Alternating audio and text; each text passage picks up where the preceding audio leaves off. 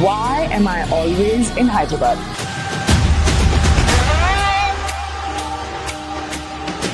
The character of the antagonist.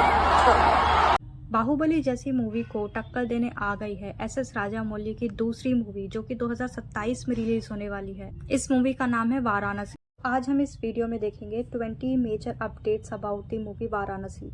इसमें आपके favourite stars के बारे में कुछ अपडेट्स हो सकती है जो कि आपको बिल्कुल मिस नहीं करनी चाहिए, तो इस वीडियो में बने रहिए और हम देखेंगे ऐसी अपडेट्स जो आपको कहीं और नहीं मिली। और ये मूवी इसलिए इतनी चर्चाओं में है क्योंकि एक तो ये मूवी एसएस राजामौली ने डायरेक्ट करी है, दूसरा इस मूवी के कैरेक्टर्स जिसमें लीड रोल्स में है महेश बाबू, प्रियंका चोपड़ा। इसके साथ ही इन दोनों को टक्कर देने एज अ विलन के रोल में दिखाया जाएगा पृथ्वी को। ये तीनों ही अपने अपने रोल्स में इतने परफेक्ट हैं कि ये एक्टिंग और रियलिटी का डिफरेंस एकदम मिटा देते हैं। महेश बाबू ने ऐसी मल्टीपल मूवीज दी है, लेकिन इनकी जो बेस्ट मूवी है वो मुझे स्पाइडर लगती है। उसमें इनकी एक्टिंग बहुत ही काबिले तारीफ है। प्रियंका चोपड़ा ने अपने बॉलीवुड में इतनी मल्टीपल आउटस्टैंडिंग परफॉर्मेंसेस दी है, जैसे बर्फी एंड बाजीराव मस्तानी। बाकी मैंने सीरियसली मुझे पृथ्वीराज की मूवीज का ज्यादा पता नहीं है, बट मैंने इनको मल्टीपल मूवीज में देखा है। बाकी एज अ विलन पृथ्वीराज को मैंने ज्यादा नहीं देखा है, उनकी मैंने ज्यादा मूवीज नहीं देखी है, बट आई कैन श्योरली से कि अगर राजामौली ने इनको सिलेक्ट किया है तो ये हमें डिसअपॉइंट नहीं करेंगे। And I personally believe in south actors. So हाल ही में इस मूवी का टीजर लॉन्च हुआ है जो प्रियंका चोपड़ा ने अपने सोशल मीडिया अकाउंट पर शेयर किया है। इनफैक्ट ये मूवी का जो ऑफिशियल टीजर है वो 2025 15 नवंबर को हैदराबाद में लॉन्च हुआ था। इसके लॉन्च पर मल्टीपल सेलिब्रिटीज थे, लेकिन सारी लाइमलाइट प्रियंका चोपड़ा के इस लुक ने छीन ली। बट इसको कम्प्लीटली टक्कर देने महेश बाबू की एंट्री थी। उनकी एंट्री को देखते ही ऐसा फील हुआ कि यह मूवी बियॉन्ड एक्सपेक्टेशन होने वाली है। बात करें अगर इस मूवी की, तो इस मूवी के लीड रोल्स में महेश बाबू एंड प्रियंका चोपड़ा हैं। As I told you, Mahesh Babu Rudra के कैरेक्टर में नजर आएंगे जो कि हनुमान जी से इंस्पायर्ड होगा। उनकी स्ट्रेंथ को डबल करने के लिए इन्हीं के साथ उनकी मेन लीड प्रियंका चोपड़ा उनको सपोर्ट करेंगी। प्रियंका चोपड़ा का कैरेक्टर मंदाकिनी होगा, जिसका पोस्टर उन्होंने अपने सोशल मीडिया अकाउंट पर शेयर किया है। इन सब के साथ ही मूवी के विलन के कैरेक्टर का पोस्टर भी लॉन्च हुआ है। ये मुझे बहुत ही ज्यादा क्रिश के काल के कैरेक्टर से मैच होता हुआ लगता है। But still we have to open our minds and think beyond the copying somebody. अगर ये एसएस राजामौली की मूवी है तो हम उन पे ट्रस्ट कर सकते हैं। अगर हम बात करें प्रियंका चोपड़ा की, तो वो फाइनली 6 सालों के बाद इंडियन सिनेमा में अपना कमबैक करने वाली है। इंडियन ऑडियंस उनके कमबैक के लिए पहले ही ईगर है और इस मूवी में उनके इस लुक के बाद तो वो पागल ही हो गए। इंडियन सिनेमा कंटेंट के लिए बहुत ही ज्यादा हंगर रखती है। इस मूवी के पोस्टर, वीडियोस एंड टीजर को देखते हुए लगता है ये एक प्रॉपर कंटेंट बेस्ड मूवी होने वाली है। एसएस राजामौली की बाहुबली RRR। अब ये तो बात हुई मूवी के कैरेक्टर्स के डिस्कशन, अब ये तो बात हुई मूवीज के कैरेक्टर्स की। लेकिन अगर हम मेन बात करें इस मूवी के कुछ इंटरेस्टिंग फैक्ट्स के बारे में जो कि आप लोगों को अभी तो नहीं पता हो, तो इस मूवी का कोर कॉन्सेप्ट टाइम ट्रेवल पर होने वाला है। हिंदी माइथोलॉजी का मिक्स होने वाला है। राजामौली ने खुद बोला कि ये सीन्स रामायण से इंस्पायर्ड हैं। इसका मतलब कि इस मूवी में बहुत सारे सीन्स, डायलॉग्स और इमोशन रामायण से इंस्पायर्ड होंगे। सेकंड फैक्ट, महेश बाबू एज रुद्रा। महेश बाबू का लुक काफी पावरफुल दिखाया जा रहा है, त्रिशूल पकड़े हुए, बुल राइड करते हुए। Third is Priyanka Chopra is Mandakini. Priyanka Chopra इस मूवी में इंडियन सिनेमा में कमबैक कर रही हैं। उनका कैरेक्टर मंदाकिनी काफी मिस्टीरियस और स्ट्रॉन्ग बताया जा रहा है।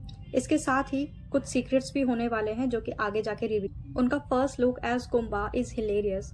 उनके साइबरनेटिक आर्म्स और व्हील चेयर के साथ एकदम उनका जो लुक है वो पूरा फ्यूचरिस्टिक स्टाइल लग रहा है, लेकिन मुझे पर्सनली वो काल के कैरेक्टर की तरह ज्यादा लग रहा है जो कि क्रिश 3 में। इस मूवी का बजट अप्रॉक्स 1000 से 1300 करोड़ तक है। इसका मतलब इंडिया के मोस्ट एक्सपेंसिव मूवीज में से ये मूवी है। इस मूवी के विजुअल्स और स्केल्स नेक्स्ट लेवल पर होंगे। इसके अलावा प्रियंका चोपड़ा की फीस 30 करोड़ है, महेश बाबू की फीस 100 करोड़। इसके अलावा एसएस राजामौली की fees 200 crore and plus profit sharing. 6 point is special IMAX format. Rajamouli ji इस फिल्म के लिए आईमैक्स के लिए शूट कर रहे हैं। इस मूवी में शूट का रेशियो 1.43:1 आईमैक्स रेशियो होने वाला है। इसका मतलब हॉलीवुड लेवल का इमर्स एक्सपीरियंस। तो इतना हम समझ सकते हैं कि ये मूवी कुछ नेक्स्ट लेवल पर होने वाली है। Seventh, massive launch event. 15 नवंबर को हैदराबाद में इस मूवी का टाइटल रिवील हुआ जो कि रामोजी फिल्म सिटी में हुआ। इस मूवी का टीजर 100 फीट इंटू 130 फीट के जॉइंट स्क्रीन पर दिखाया गया। इसी में ही राजामौली जी ने 1.43:1 रेशियो वाली बात एक्सप्लेन करी। Now 8th point, leaked footage drama. Event से जस्ट पहले ड्रोन से टीजर लीक हो गया था, जिससे राजामौली काफी अपसेट हो गए थे। 9 point global locations. Shoot Hyderabad, Kenya, Tanzania और उड़ीसा में हो रहा है। मतलब स्टोरी का स्केल काफी बड़ा होने वाला है। मल्टीपल लोकेशंस और आउटडोर लोकेशंस के साथ हमें मल्टीपल विजुअल्स भी देखने को मिले, तो ये अनडाउटेडली एक न्यू एक्सपीरियंस हो सकता है इंडियन सिनेमा के लिए। 10th point is year release. ये मूवी एक्सपेक्टेड है 2027 में रिलीज होगी। ये मूवी तमिल, हिंदी, मलयालम और कन्नड़ा सब लैंग्वेजेस में आएगी। इसके अलावा ही प्रियंका चोपड़ा के होने के कारण इस इंटरनेशनल अटेंशन भी दी जाएगी। उनकी इंटरनेशनल ऑडियंस उनको सपोर्ट करेगी। 11th, राजामौली का माइथोवर्स स्टार्ट हो रहा है। बहुत रिपोर्ट्स ये हिंट करते हैं कि वाराणसी एक स्टैंड अलोन मूवी नहीं होगी। राजामौली अपना इंडियन माइथोवर्स बना रहे हैं, जिसमें फ्यूचर में रामायण बेस्ड स्पिन ऑफ्स हो सकते हैं, जैसे महेश बाबू का कैरेक्टर रुद्रा का प्रीक्वल, मंदाकिनी का पास्ट जैसी स्टोरीज बन सकती हैं। इसीलिए इंडियन फैंस बोल रहे हैं this is India's Avengers level universe. 12th, real Varanasi ghat को रिक्रिएट किया गया। मूवी के लिए रामोजी फिल्म सिटी में 3 किलोमीटर लॉन्ग मैसिव वाराणसी घाट सेट बनाया गया है। बोलते हैं कि सेट पर 24/7 गंगा आरती की लाइट्स और फॉग मशीन्स चलती रहती है, ताकि एकदम रियल वाराणसी वाली वाइब आए। 13th, महेश बाबू की hard physical training. Mahesh Babu ने इस फिल्म के लिए horse riding, spear combat, action और अफ्रीकन स्टंट टीम्स के साथ।